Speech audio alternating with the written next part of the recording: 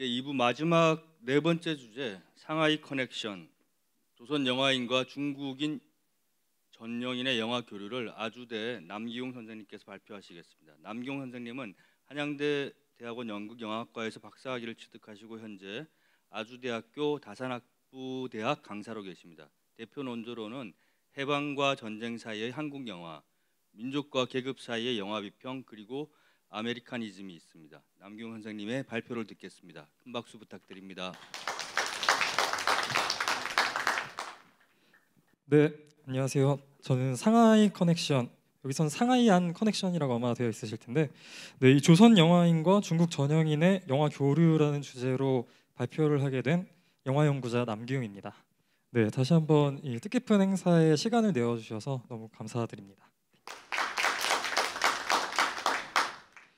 네, 저는 이 준비된 이 발제문을 좀 요약해서 읽으면서 진행을 해보도록 하겠습니다. 네, 아까 말씀드린 것처럼 지금 자료집 상에서는 상하이안 커넥션이라는 제목을 붙여두었는데, 네, 이게 보다 공식적으로는 상하이 니즈라는 표현을 이제 더 많이 쓰는 걸로 알고 있습니다.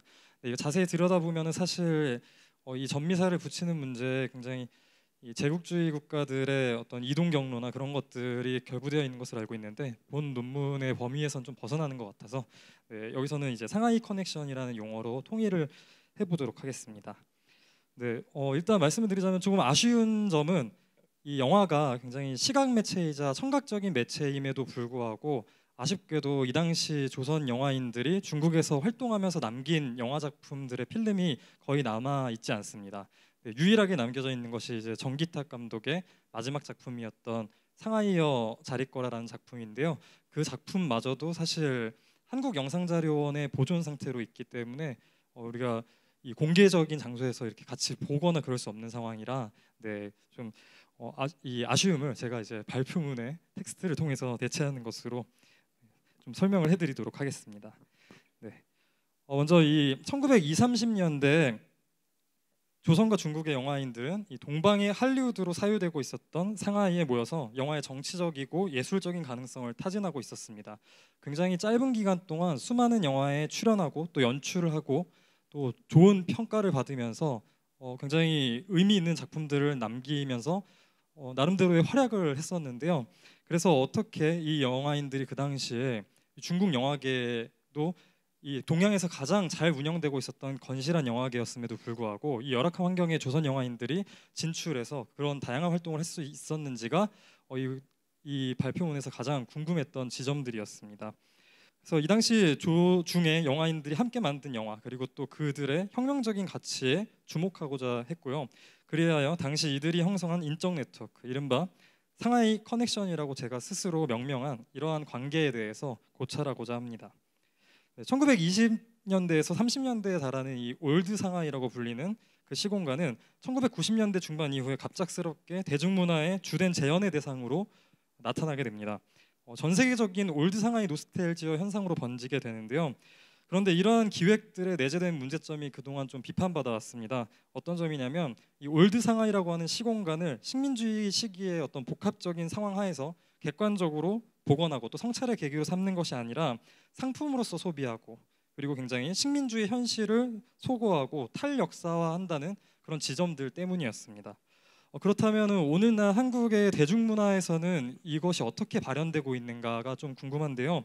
대표적인 사례를 2015년, 16년에 상영되었었던 이 암살과 밀정이라는 영화를 통해서 우리가 좀 생각해 볼 수 있을 것 같습니다. 네, 이 암살과 밀정 속의 상하이라고 하는 공간은 사실 이 조선인들에게는 어떤 목적지라든가 결말을 상정한 공간이 아니라 이 혁명을 예비하는 기착지로서만 기능하는 측면이 있습니다. 그래서 이 한국 영화 속의 올드 상하이는 경성 노스텔지어라고 하는 보다 큰 기획에 종속되어 있는 것으로 느껴지고요. 또한 영화 속에서는 이제 민족주의적인 정서를 한국인 관객들에게 즉각적으로 환기시키기 위한 그러한 장치로서 사용되고 있는 것이 아닌가, 네, 그런 생각이 들었습니다. 그래서 이러한 어떤 대중문화 지형 하에서의 이 상하이 재현 문제, 그리고 그 당시에 실제로 있었던 조선인과 중국인들 사이의 활발한 교류를 어떻게 잘 드러나지 않는 그런 모습들을 다시 복원하기 위해서는 이 당시 영화인들과 또 당시 조선인, 중국인 혁명가들 사이의 인적 네트워크, 나아가서 또 현실태로서의 상하이 커넥션을 다시 재구성하는 것을 이 발표문의 가장 큰 목표로 하고 있고요. 그래서 이것이 왜 중요하냐면 이 혁명가들의 교류가 굉장히 1차적으로 그 당시 중요한 화두였겠지만 사실 문화적인 차원에서 가장 활발하게 전개되었던 분야 중에 하나가 바로 또 영화인들 사이의 교류이기도 했습니다. 네, 그래서 이 조선인 영화인들과 중국 영화인들 사이의 나름의 커넥션이 굉장히 견고하게 형성되어 있었는데 이것은 사실 영화 산업의 특성하고 밀접하게 관련이 있는 것 같습니다. 영화 산업이라는 게 개인의 작업이 거의 불가능하고 많은 이들의 인력과 또 자본을 필요로 하는 산업이었기 때문에 당시 중국 영화인들과의 연대는 필수 불가결한 조건이라고 할 수 있겠습니다. 네, 먼저 1919년 4월 11일에 상하이의 임시정부가 구성되고 나서 굉장히 많은 인력들이 이제 상하이로 망명을 떠나게 되죠. 네, 근데 그중에는 조선의 영화인들도 있었습니다. 대표적으로는 정기탁, 그리고 이경손, 전창근, 한창섭, 김일성과 같은 영화인들이 있었는데요. 상하이로 건너가서 중국 영화계에서 활발하게 활동했고 애초에 또 중국 영화계에서 데뷔해서 많은 활약을 하게 되는 김염이라고 하는 배우도 있었죠. 네, 근데 사실 오랫동안 이들의 상하이에서의 활동은 주목받지 못했었습니다. 네, 그러다가 이제 한중수교가 92년도에 이뤄지고 나서 많은 자료들이 좀 발굴이 되고 또 중국으로 건너가서 한국의 연구자들이 자료를 직접 열람할 수 있게 되면서 드디어 이제 조중 영화인들의 교류 사실이 점점 밝혀지게 되는데요. 초창기에는 먼저 국내외 자료를 수집해서 또 이들의 행적과 이들이 만든 작품들을 복원하는 그러한 선행 연구들이 주를 이루게 되었습니다. 그리고 또 다음으로는 점점 이들의 작품 활동이 갖는 의의, 그리고 또 역사적이고 탈식민주의적인 고찰을 더한 그러한 연구 성과들이 나타나기 시작했고요. 그리고 최근에는 사실 제가 이 발표문을 준비하면서 가장 당혹스러운 부분이기도 했었는데요. 네, 이 제가 발표문을 이제 주제를 4월달에 정하고 나서 그 사이에 그 즈음에 굉장히 아주 따끈따끈한 최신의 연구 성과들이 많이 발표가 되었습니다. 특히 실증 연구를 통해서 중국에서 오신 연구자분들이 이제 중국어 능력을 바탕으로 중국 쪽의 이제 자료들을 가지고 당시 조선 영화인들이 중국에서 활동했던 부분들을 복원시키는 상당 부분의 연구가 최근에 진행이 되었고요. 그렇기 때문에 좀 어떤 식으로 차별점을 가져가야 되는가 고민이기도 했고 또 한편으로는 굉장히 그동안 비어있던 부분들을 해결할 수 있는 굉장히 반가운 성과들이기도 했습니다. 그런데 이제 이 본 논문에서 조금 기존의 선행 연구에 대해서 약간 의문을 제기하는 부분은 이 올드 상하이와 그리고 경상 노스텔지어라고 하는 대중문화 사이에서 발생하고 있는 어떤 편향이 학계에서도 좀 남아 있는 것이 아닌가 그런 생각이 들었기 때문입니다. 그래서 이 학술적인 차원에서도 그동안 상하이에서 활동한 영화인들은 이 상하이라고 하는 공간을 이 연구자들 또한 이 어떤 도피처라든가 망명을 위한 공간 그리고 혁명을 준비하기 위한 어떤 예비적인 공간으로 묘사하고 또 그렇게 이해하는 측면이 컸습니다.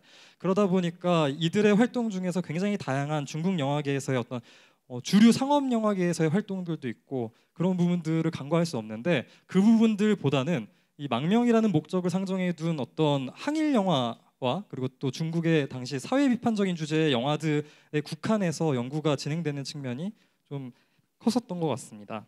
네, 그래서 이번 발표를 통해서 조중 영화인이 교류했던 양상에 대해 좀 더 구체적으로 확인해보고 이들의 활동이 어떤 의미가 있었고 또 상하이라는 공간이 그들의 어떤 활동 무대로서 어떤 의미가 있었는지 좀 밝혀보고자 합니다. 네, 2장입니다. 네, 이 흥미로운 기사가 하나 있었는데요. 동양의 파리라고 하는 상위의 이제 높은 범죄율에 대해서 굉장히 소개하고 있는 글이었습니다. 이게 32년도 2월 18일부터 2월 29일까지 중앙일보에서 공개되었던 글인데 총 12회차에 연재되어 있으면서 이 동양의 파리 그리고 동양의 런던이라는 별칭으로 불리는 이 상하이 공간이 굉장히 한편으로는 범죄의 소굴이다라는 식으로 이제 분석을 하고 있는 기사였어요. 근데 이 조선인 혁명가와 예술가들의 이 상하이 드림이라는 것이 바로 이러한 측면에서 자극되었다고 생각합니다. 그러니까 굉장히 아시아의 문화예술을 선도하는 공간이자 동시에 조계라는 특성에 따라서 어떤 범죄로 표현되는 제국주의자들의 어떤 이 혁명가들의 활동, 그런 것들이 동시에 발생할 수 있는 그런 아주 매혹적인 공간으로서 사유되지 않았나 그렇게 생각됩니다. 그래서 상하이는 또한 이 근대 문물의 상징이라고도 할 수 있는 영화 문화의 또 산실이기도 했기 때문이죠.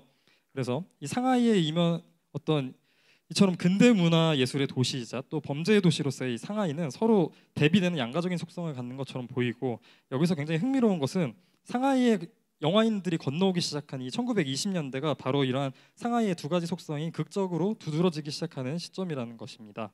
먼저 1910년대까지만 하더라도 중국 영화계는 굉장히 저 과거의 어떤 경극적인 전통과 무대극 예술의 영향을 채 벗어나지 못하고 있는 상태였습니다. 그래서 대중적으로는 사람들이 헐리우드 영화라든가 유럽 예술 영화에 훨씬 더 큰 관심을 갖고 있었던 시기였고요. 그런데 이때 이제 할아버지를 구한 고아 이야기라고 하는 중국의 영화 작품이 등장하면서 이제 중국의 영화 예술에 대한 사람들의 요구가 달라지기 시작합니다. 이제 영화가 어떤 통속적인 영화들만 양산하는 것이 아니라 굉장히 영화에 대한 어떤 사회적인 요구 그리고 정치적인 역할을 해줄 것을 대중이 요구하게 되는 것이죠. 그래서 이 영화가 성공을 하는 것을 기점으로 1920년대 이후에 중국 영화계는 사회적 주제와 그리고 또 형식을 작품에 본격적으로 반영하기 시작합니다. 그리고 중요한 것은 이 영화들이 제작되는데 이 중국의 정통 영화사 서술에서도 상당히 중요한 배경으로서 설명하는 것이 바로 오사운동의 정신이었다는 점입니다.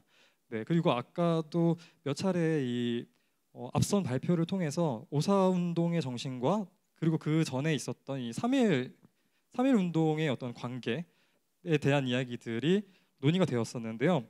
그렇기 때문에 사실 이 어떤 중국 영화계의 변화의 시발점에도 이 3.1 운동으로 대변되는 조선으로부터 시작된 아시아 전역의 변동이 아주 밀접하게 연계되어 있었다고 생각이 들고, 그렇기 때문에 조선의 영화인들이 상하이로 건너갔을 때 중국의 영화인들과 자연스럽게 교류하면서 이 상하이라는 이국 공간에서 조선 영화인들이 일정한 역할을 부여받을 수 있는 환경이 사상적으로 만들어지고 있었던 것이 아닌가 그런 생각을 하게 됩니다. 그래서 이러한 분위기 속에서 상하이로 건너온 조선의 영화인들은 중국 영화계로부터 배척당하지 않았고 또 자연스럽게 교류하면서 자신들의 역할을 또 배속받게 됩니다. 그래서 1920년대 이전의 민족운동과 그로 인해 형성된 이 한중 간의 사상적인 정치적 연대를 토대로 바로 이 영화인들의 교류가 가능했음을 다시 한번 확인시켜주는 사례라고 할 수 있을 것 같습니다.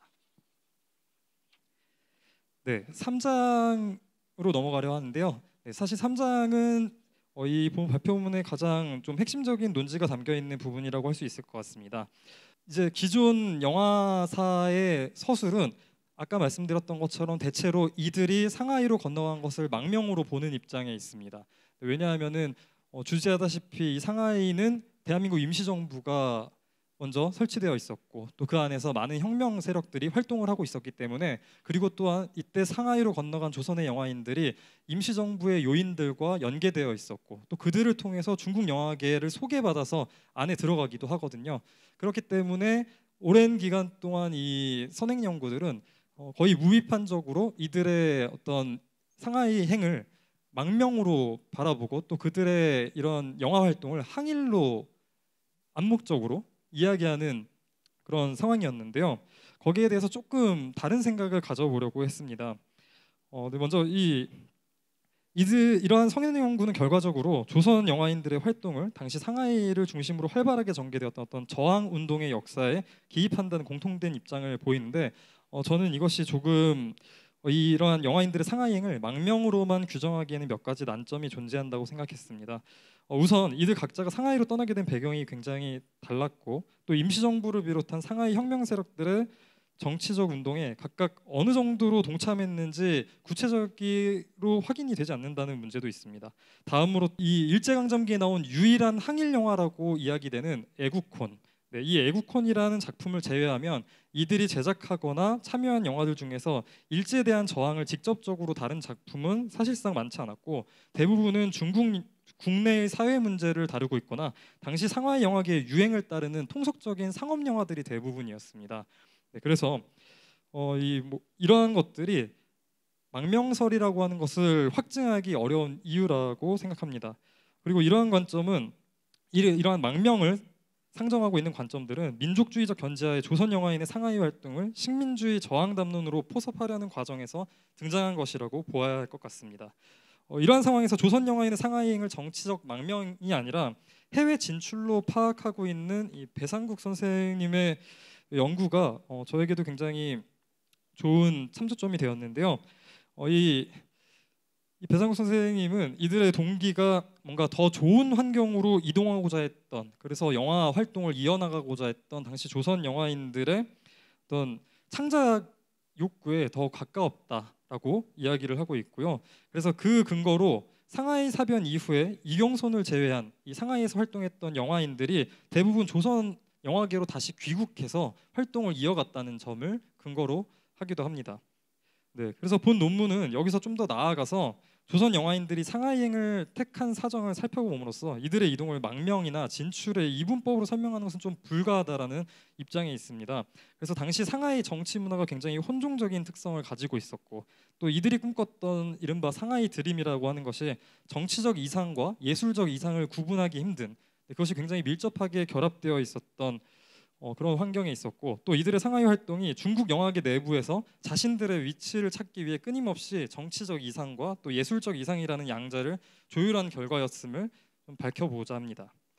네, 먼저 대표적으로 가장 먼저 중국으로 건너갔었던 영화인 전창근 같은 경우는 조선 영화계에서 이제 활동하다가 26년도에 상하이로 건너가게 됩니다. 이때 문학가 김광주의 소개를 받아서 임시정부의 주석인 김구를 만나게 되고, 또 여운형과 같은 임시정부의 요인들이 설립했었던 인성학교에서 교사로 재직했었습니다. 그래서 이 사람이 근무하던 이 시절에는 인성학교에서 독립운동가 김두봉 등이 교사로 재직하고 있는 등 민족주의 교육의 산실이었나 다름이 없었기 때문에 아마 이 전창근 또한 당시에 그런 상하이의 민족주의적인 분위기에 많은 영향을 받지 않았을까 싶습니다. 그리고 또한 나중에 이제 이 전창근이 전기탁과 함께 애국혼이라고 하는 이 항일 영화를 만들게 되죠. 네, 이 애국혼은 아시다시피 박은식의 이 안중근 전을 이제 각색해서 만든 안중근 의사의 의거 사실을 영화화한 작품인데요. 네, 그렇기 때문에 이러한 작품을 참여했다라는 점에서 연구자들은 그동안 조선 영화인들의 상하이행을 당연하게 망명으로 간주하는 측면이 있었습니다. 네, 그리고 그 외에 이제 전기탁 같은 인물은 조금 더 뒤에 넘어가게 되는데, 1928년에 먼저 가 있었던 전창근의 연락을 받고 상하이로 건너가서 당시에 이제 활동을 하게 되고, 또한 이 전기탁과 그리고 또 부부관계에 있었던 김일송, 이러한 영화인들이 차례차례 건너가게 됩니다. 그리고 가장 뒤에 상하이로 건너온 영화인은 이제 이경손이었는데요. 이경손 같은 경우는 조선 영화계에서 굉장히 가장 활발한 활동을 하던 영화 감독이었는데 그 재능을 인정받은 것에 비해서는 흥행작이 별로 없었습니다. 그래서 좀 조선 영화계에서 상황도 좋지 못한 상황이었고, 그리고 또한 이 영화 소설을 연재하다가 그게 이제 백의인이라는 소설을 연재했던 것이 문제가 되어서 일제의 감시와 탄압을 받게 되고, 그러면서 아마 이제 상하이행을 자연스럽게 택하게 되었던 것 같습니다. 그래서 1930년경에 상하이로 떠나게 되었고요. 이렇게 점점 먼저 떠나 있었던 영화인이 조선 영화계에 있었던 굉장히 친분이 있는 영화인을 한 명씩 부르고 그러면서 점점 이제 상하이로 조선 영화인들이 모이게 되는 것이죠. 그렇게 해서 이경소는 이때 상하이로 넘어가서 전창근이 각본과 주연을 맡고 또 한창섭이 촬영을 했던 양자강이라는 영화를 31년도에 연출합니다. 그래서 중국 영화계에서도 큰 성공을 거두게 되고 조선에도 이 영화를 수출하게 됩니다. 사실상 이경선이 조선에서도 맛보지 못했던 성공을 이제 상하이로 건너가서 이루게 된 것인데, 근데 이제 이런 식으로 상하이에 집결한 조선의 영화인들은 애국혼과 양자강과 같이 저항 정신이 담긴 영화들을 제작하고 있었고, 또 중국 영화계에서도 나름의 큰 반향을 일으켰기 때문에 이들의 상하이행 동기 자체는 역시나 망명으로 간주되곤 했습니다. 근데 이들이 조선에 떠난 계기 자체가 사실 개개인마다 굉장히 달랐고, 또 정치적 망명보다도 오히려 조선 영화계의 열악한 현실을 벗어나고자 했던 욕구도 상당히 컸었던 것 같고, 왜냐하면 실질적으로 나온규를 제외한 대다수의 조선 영화인들은 영화의 흥행으로 인해서 부를 축적하거나 거의 그런 경험을 맛보지 못했습니다. 그러니까 선진적인 시스템을 갖추고 있었던 상하이로 진출하고자 하는 어떤 그런 계산도 굉장히 많은 작용을 했었겠죠. 그래서 여러 가지 동기에 의해 이들이 새로운 도전을 하고자 상하이행을 택한 것이 아닌가 그렇게 보고 있고요. 네, 그래서 이것을 조금 엿볼 수 있는 하나의 사례로 1930년 10월 25일자 조선일보를 보면은 이 상하이에서 한창 촬영이 진행되고 있었던 이경선 감독의 양자강의 소식을 전하고 있는데, 이 영화에 참여한 명단들, 그 영화인들의 명단을 보면은 이 사람들의 조선 영화인들의 이름이 조금씩 바뀌어 있습니다. 네, 그래서 한창섭을 제외하고는 대부분 뭐 가명을 사용하고 있는데, 전창근을 김창근으로, 이경손을 이경으로, 김일송을 송일로 이렇게 한 글자씩 순서를 바꾸거나 이름을 한 글자를 바꾸거나 이런 식으로 바꾸고 있는데, 저는 이것이 아까 이야기한 것처럼 어떤 정치적 망명이라는 선택과 그리고 또 상업적인 고려 그리고 예술적인 고려라는 사이에 아주 복잡하게 놓여 있었던 당시 조선 영화인들의 상황을 잘 보여주는 사례라고 생각이 듭니다. 왜냐하면 이들이 이러한 가명을 썼지만 사실상 이들을 아는 누구라도 이 이름만 보고도 사실 이 사람이 누군지 알 수 있을 만큼만 이름을 바꿨다는 것이죠.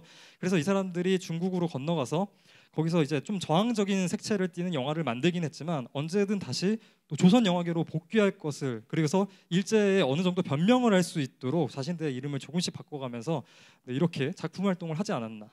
그렇기 때문에 이들의 활동을 완전하게 망명으로만 보기는 조금 어렵지 않나라는 생각을 갖고 있습니다. 네, 그리고 4장으로 넘어가세요. 네, 이 장에서는 이제 조선의 영화인들이 중국에서 제작한 작품들을 바탕으로 이들이 중국의 영화인들과 어떻게 교류하면서 또 관계를 형성해 나가는지 순차적으로 밝히고자 합니다. 당시 이러한 어떤 사람들의 교류에 몇 개 우리가 고려해야 할 그룹들이 있는 것 같습니다. 일단 첫 번째 구성원은 가장 중요한 이제 조선 영화인 그룹입니다. 조선에서 활동하다가 넘어간 상하이의 영화인들이고요. 그리고 두 번째는 임시정부와 연계되어 있었던 조선인들입니다. 이 사람들이 굉장히 중요한 것은 인맥이 전혀 없었던 조선 영화인들이 중국으로 건너갔을 때 이들을 중국 영화계에 소개해주는 역할들을 주로 담당했기 때문입니다. 그 과정에서 김광주, 김구, 여운형과 같은 임시정부 측의 인사들이 이들을 중국 영화계에 보증을 서주고, 왜냐하면 당시 조선의 영화인들이 사실 출신 성분이 어떤 사람들인지 중국 영화인들조차 알 수가 없기 때문에 아마도 좀 이들을 보증해주기 위해서 임시정부의 사람들이 좀 전면에서 나서줘야만 하는 사정들이 있었던 것 같습니다. 네, 그래서 이러한 두 그룹의 그 연대가 굉장히 중요하게 작동하고 있었고, 그러한 어떤 저항선을 뚫고 나서 중국 영화계에 진입을 했을 때에는 이제 중국 영화인들과 굉장히 활발한 교류를 하게 되는데요. 예술의 현실 참여를 요구하는 어떤 중국 사회의 변화에 발맞춰서 조선 영화인들이 영화계 내부에서 크고 작은 역할을 할 수 있도록 연대하게 됩니다. 그래서 이처럼 다양한 그룹 간의 긴밀한 교류로 이른바 상하이 커넥션이 아주 복합적으로 형성이 되게 됩니다. 그래서 이들이 활동했던 작품들을 정리해 보자면 한 16편 정도의 작품이 됩니다. 그런데 이것은 이제 아직 발굴되지 않은 영화들이 아마 있을 것으로 사료되기 때문에 최종적으로 몇 편의 영화에 참여했는지는 앞으로의 과제로 여전히 남아 있는 것 같습니다. 그런데 이들이 활동했던 시기가 한 4년 정도에 불과하다는 걸 생각했을 때 16편의 작품은 당시의 조선과 그리고 또 상하이 영화계 환경을 봤을 때에도 굉장히 괄목할 만한 수준이라고 할 수 있을 것 같고요. 그만큼 이들이 중국 영화계 내부에서 자리 잡기 위해 굉장히 필사적인 노력을 했다는 것도 확인할 수 있을 것 같습니다. 그렇다면 이들은 왜 여기에 상하이 영화계에서 짧은 기간 동안 많은 활동을 할 수 있었느냐? 이때 일본 제국주의의 대외 팽창이 굉장히 과속화되는 상황 속에서 예술에 대한 어떤 중국 사회의 요구가 점점 바뀌었던 것과 연관이 깊은 것 같습니다. 이때 중국에서는 좌익 예술가들이 주도한 사회성 영화 제작 열기가 굉장히 활성화되어 있었고, 그러다 보니까 특히나 조선에서도 나온 게 아리랑 이후에 굉장히 그러한 저항의 메시지를 이 은유적으로 담아낸 영화들을 만들고자 하는 어떤 열기가 있었고, 그 두 가지 목적이 다 맞아 떨어져서 조선의 영화인들이 이제 상하이에서도 그러한 작품들을 만들 수 있었던 것 같고, 또 중국 내부에서 환호를 받았던 측면이 있는 것 같습니다. 그래서 28년도에 온 정기탁은 이 안중근전을 영화하게 되고, 이 당시에 여운형의 소개로 이 메이저 영화사였던 대중화 백합이라고 하는 곳에 들어가게 되고요. 그래서 국민당 검열로 인해서 이 영화의 제목 제목도 원래 안중근전에서 애국혼으로 바뀌게 되고 등장 인물들의 이름도 다 바뀌게 됩니다. 나라 이름도 조선에서 뭐 다른 이름으로 다 바뀌게 되고 이런 식으로 각색이 결국 진행이 되긴 하지만 대체로 대중들이 이제 이 영화가 다루고 있는 역사적 사실을 알 수 있는 수준으로 각색이 되었고요. 그리고 또 이러한 뭐 양자강과 그리고 나중에 상하이어 자리꼬라 같은 어떤 저항적인 색채가 조금씩 담겨 있는 그런 영화들을 만들면서 꾸준한 활동을 이어나가게 됩니다. 근데 이제 이경손의 양자강과 같은 작품은 전창근이 각본과 주연을 맡고 또 조선 영화인들이 대체로 주도해서 만들어진 영화인데요. 이 영화도 역시나 사회 비판적인 요소들이 문제가 돼서 국민당 정권의 검열을 받아가지고 어떤 영화의 내용이 많은 부분 각색되어서 개봉하게 됩니다. 근데 하지만 그럼에도 불구하고 이 영화는 당시에 중국 영화계에서도 좋은 평가를 받으면서 상당한 흥행을 할 수 있었고요. 이후에 좀 구체적인 내용들은 건너뛰게 시간 관계상 건너야 될 것 같고요. 이 1931년 정도가 되면은 이제 만주사변과 그리고 또 32년도에 제1차 상하이 사변을 겪으면서 이러한 조선 영화인들의 활동 무대도 좁아지게 됩니다. 그래서 이 어떤 견고하게 형성되었던 커넥션도 굉장히 짧은 순간 이제 점점 와해되게 되는데 이 당시에 임시정부의 독립운동가나 좌익 계열의 중국 영화인들과 깊은 관계를 맺었던 이경소는 결국에는 탄압을 피해서 태국으로 망명을 떠나게 되고 그 다음에 또 이 일본에 잠시 유학을 하고 돌아왔던 정기탁 같은 영화인은 상하이 사변 이후에 상하이로 돌아와서 또 무협 영화 멜로드라마와 같은 영화에 기존에 출연을 하다가 돌아오자마자 굉장히 사회성이 강한 멜로드라마 영화인 이 출로와 그리고 또 제해포 상해와 같은 영화를 만들게 됩니다. 이게 이제 상해와 자리꼬라라고 하는 영화인데요. 이러한 작품들을 만들었을 때 가장 중요한 것은 뭐냐면 제가 좀 눈여겨보는 것은 이들이 항상 패턴이 있다는 겁니다. 중국 영화계로 들어왔을 때 만든 첫 번째 작품들은 대체로 굉장히 비판적인 그리고 항해 정신을 담는 영화들이고 점점 이제 중국의 상업 영화 내부로 진입해서 그런 통속적인 영화들을 만들게 되는데 제 생각에는 아무래도 이것이 조선의 영화인들이 자신이 이제 어떤 밀정이 도사리고 있는 이 어떤 상하이 상황 속에서 중국 영화인들에게 자신의 존재를 증명하기 위한 어떤 선택으로서 최초의 굉장히 항일적인 메시지를 담은 영화를 만들면서 어떤 망명의 목적과 부합하는 영화를 만들고 그 뒤에는 자연스럽게 중국 내부의 어떤 장르 영화, 상업적인 영화를 연달아 만들면서 또 이 자신들의 어떤 해외 진출의 목적도 같이 달성하는 측면이 있지 않았나 그런 생각을 하게 되었습니다. 네, 그래서 아까 이제 마무리를 해야 될 것 같은데요. 이런 어떤 제가 처음에 올드 상하이 노스텔지어 현상에 노정된 어떤 문제들을 지적하고 있었는데 굉장히 흥미롭게도 이 어떤 오늘 행사도 한중수교 30주년을 위한 것이지만 그래도 이 영화가 비록 대중문화적으로 당시의 어떤 조선인과 중국인 사이의 교류 사실을 다양한 이유로 잘 묘사하고 있지 않습니다. 요즘의 대중영화에서는. 그런데 이러한 영화들마저도 암살이나 밀정과 같은 영화들도 다 항상 상하이에서 이제 합작을 통해서 만들어진 영화들이기 때문에 이 영화 산업이 여전히 오늘날 한국과 중국의 영화인들 그리고 예술인들이 연대할 수 있는 어떤 계기를 내포한 채로 우리 곁에 있는 것이 아닌가 그런 생각을 해보게 되었습니다. 네, 좀 발표 시간을 많이 넘기게 되었는데 잘 들어주셔서 감사합니다. 예, 감사합니다. 시간 많이 드리지 못해서 죄송합니다. 오늘 마지막 지정 토론은 광운대 강성률 교수님께서 하시겠습니다. 강성률 교수님은 동국대 연극영화과에서 박사학위를 받으시고 현재 광운대 동북아 문화산업학부 교수로 재직 중이십니다. 대표 논전은 친일 영화의 해부학 그리고 한국 영화에 재현된 가족 그리고 사회 등이 있습니다. 강성률 교수님의 토론 듣겠습니다. 한 박수 부탁드립니다. 예, 소개받은 강성률입니다. 남기웅 선생의 발제 잘 들었습니다. 저도 사실 상하이파를 공부를 좀 한지 좀 됐는데 남기웅 선생의 글을 읽으면서 분발해야겠다 그런 생각을 많이 했고요. 하여간 뭐 여러모로 생각을 많이 하게 해주는 발제였습니다.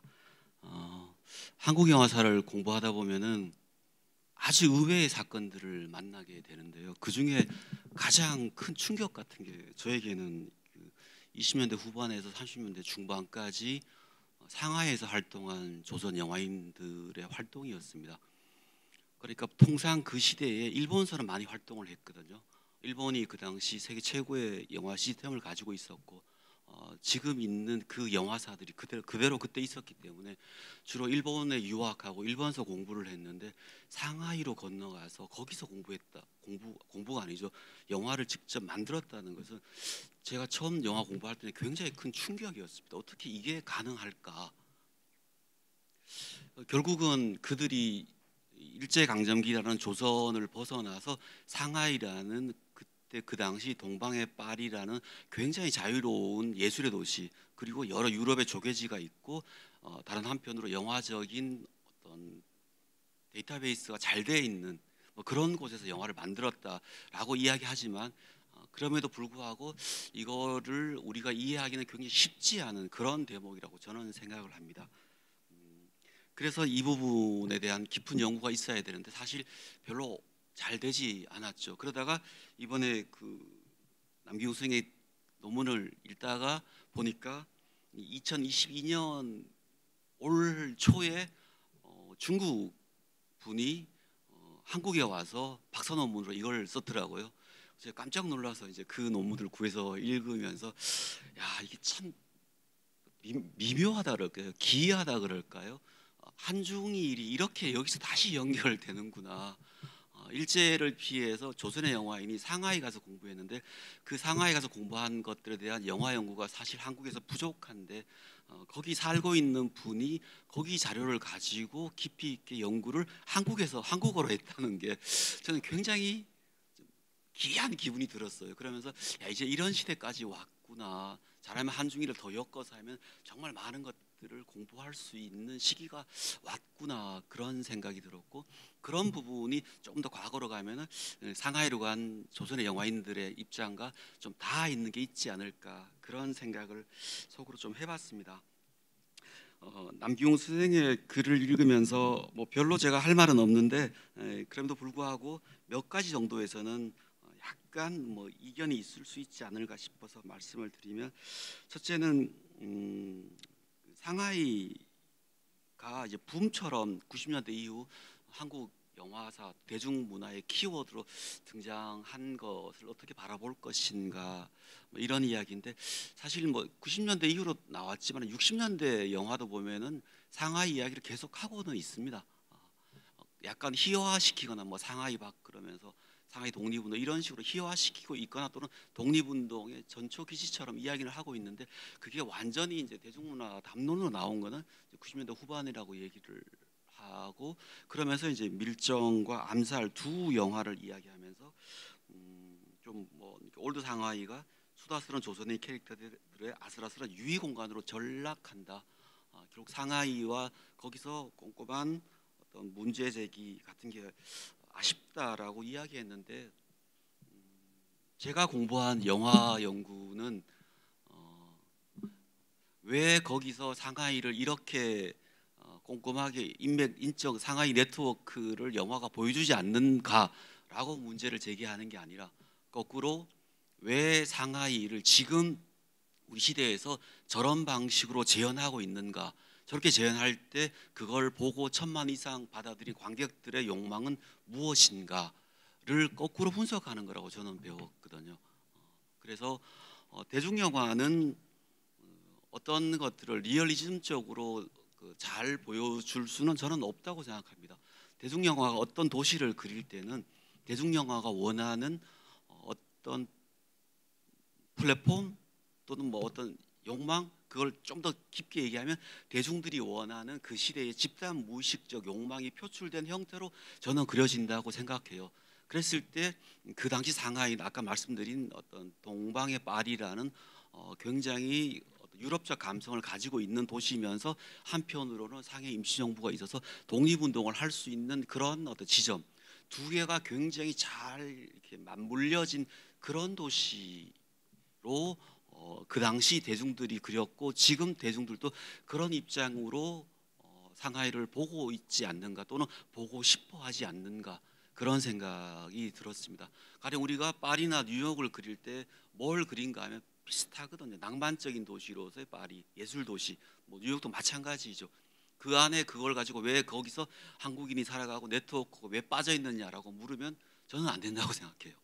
그래서 그런 부분인데, 그리고 그러면 그 인적 네트워크와 그 관계는 어떻게 할 건가? 그거는 이제 학술이 해야 되는 거죠. 그래서 저는 대중문화에 그걸 묻는 거는 좀 아니지 않나 그런 생각이 들고요. 남기웅 선생의 이 논문에서 가장 의욕적인 거는 기존 연구자들이 했던 정치적 망명서를 거부했다는 건데요. 저는 그 용기 되게 굉장히 깊게 생각하고 많이 배웠습니다. 근데 사실 정치적 망명서를 이야기한 가장 큰 거는 제가 볼 때는 그 전창근이라는 한 사람 때문이 커요. 그분이 실제 제일 먼저 갔고 거기서 독립운동을 직접적으로 했었고, 그리고 많은 영화에 관여를 했었고, 그리고 중일 전쟁 이후로 국내로 들어와서 감옥살이를 했었고, 그리고 그 이후 친일 행적이 있었지만 그걸 숨기고 해방 이후 계속 자기가 그런 식의 운동을 했다는 것들을 보여주면서 그분이 이제 민족주의의 굉장히 큰 기둥처럼 돼 버렸고, 해방 이후 영화를 만들 때도 이제 그런 영화를 많이 만들었죠. 독립 영화 이런 영화를 만들다 보니까 이제 그분 입장이 굉장히 강하게, 다른 분들은 사실 뭐 이경손 이분은 뭐 태국으로 망명해서 거기서 돌아가셨기 때문에 국내에서는 거의 돌아가시기 직전에 이제 편지를 통해서 어떻게 비참하게 살았는지를 밝혔을 뿐이고, 뭐 전기탁 마찬가지고, 이러다 보니까 다른 분들은 별로 없었는데 이분의 영향이 굉장히 컸던 것 같아요. 그러다 보니까 무의식적으로 정치적 망명설이 좀 힘을 얻었고, 또 한편으로는 그 어떻게든 국내에서는 만들 수 없는 소재인 안중근 소재를 가지고 애국혼이라는 영화를 만들었기 때문에 당연히 이거는 일제강점기 조선에서는 검열로 만들 수 없는 내용이었고, 그걸 만들었고, 그 이후 다른 분들을 오게 해서 어떤 팀을 만들어서 계속적으로 영화를 만들었다는 거, 그런 부분에 힘을 실어줬죠. 그러다 보니까 정치적 망명설이라고 뭐 이야기를 했고, 저도 무의식적으로 그걸 많이 받아들였는데 오늘 보면서 다시 한번 생각해야 될 요소가 있지 않은가 싶었는데, 또 한편으로는 그럼에도 불구하고 그 당시 어떻게든 전창근이라는 분이 임시정부와 연계를 했고 그들과 여러 활동을 하고, 그리고 그 안에서 이제 애국혼이라는 영화를 만들고, 그 이후는 좀 장르식 영화를 만들었지만은 그게 이제 남기웅 선생 글에서도 나와 있는 것처럼 그 당시 사회가 굉장히 보수화로 가면서, 그리고 또 영화는 아무래도 그 산업 자본이 들어가는 거기 때문에 투입된 자본만큼 돈을 벌어야 되고, 그러려면 가장 안전한 게 장르 영화고, 그러다 보니까 약간의 비판적 내용을 집어넣고 장르 틀 속에 그린 이런 영화들을 만들 수밖에 없는 게 현실이지 않나 싶은데, 이걸 연구할 때 가장 어려운 거는 이제 필름이 없다는 거거든요. 필름이 없기 때문에 참 이게 어려워요. 그래서 이게 발굴되면 모르겠지만은 참 쉽지 않은 문제라서 저는 그럼에도 불구하고 이런 요소가 분명히 있었지 않을까. 그런데 그들도 37년 중일전쟁 이후 상하이가 이제 함락되고 더 이상 활동하지 못했을 때 그들은 어떻게 할 것인가 했을 때 전체한것은 이제 국내로 돌아오는 선택을 하게 되고, 그러면서 이제 친일 영화 길로 돌아서는 어떤 뭐 그런 선택을 했는데, 그래도 그런 선택을 했다고 하더라도 그때 활동했던 것들까지 망명이 아니라고 할 수 있는가, 이런 생각은 좀 들었고요. 또 한편으로 해외 진출이라고 얘기했는데, 해외 진출로 해서 상하이로 가서 이렇게 영화를 만들었다라고 얘기하는데, 그 당시 일제강점기 조선 영화인들이 얘기하는 해외 진출은 가장 큰 틀은 그거였어요. 한반도에서만 영화를 상영해서는 먹고 살기 어렵기 때문에 시장을 넓혀야 된다였거든요. 그래서 일제강점기에 같은 식민지였던, 그러니까 내지로 가서 일본에도 영화를 팔고, 그 다음에 대만, 만주 이쪽으로 가서 일단 뭐 언어가 소통될 수 있고 시장이 경계가 약하기 때문에 그렇게 해서 할 수 있다. 그래서 일단은 그 네 나라를 뚫어서 영화에 대한 발판을 더 만들고, 그리고 자본을 더 키우고 큰 영화사를 만들어서 일본처럼 메이저 영화사로 가야 된다. 이 논리가 이제 30년대에 조선 영화인들이 가장 많이 했던 해외 진출 담론이었는데, 이제 이런 담론과 비교했을 때 상하이 진출은 해외 진출이라고 하기에는 개인적인 진출은 맞지만 조선 영화 산업의 해외 진출이라고 보기에는 좀 많은 차이점이 있죠. 그래서 뭐 그거라고 보기 좀 어려울 것 같은데, 그래서 남기용 선생님이 이제 굉장히 이제 중첩을 잘해서 이 상하이 드림을 그들의 정치적 이상과 예술적 이상이 중첩되어 있어서 두 개를 잘 조율한 결과다라고 이야기를 하셨는데, 뭐 100% 동의를 합니다. 100% 동의를 하는데, 근데 이제 이렇게 얘기하면 좀 허무해지죠. 예. 정말 교과서 정답 같은 느낌이 들어서 좀 맞는 이야기인데, 예, 그런 생각이 좀 들었습니다. 하여간 저도 이 논문 읽으면서 많이 배웠고, 최근에 이쪽 논문이 나온 걸 제가 참 놓치고 있었는데 덕분에 공부를 많이 할 수 있어서 저에게도 많이 도움이 된 그런 논문이었습니다. 감사합니다.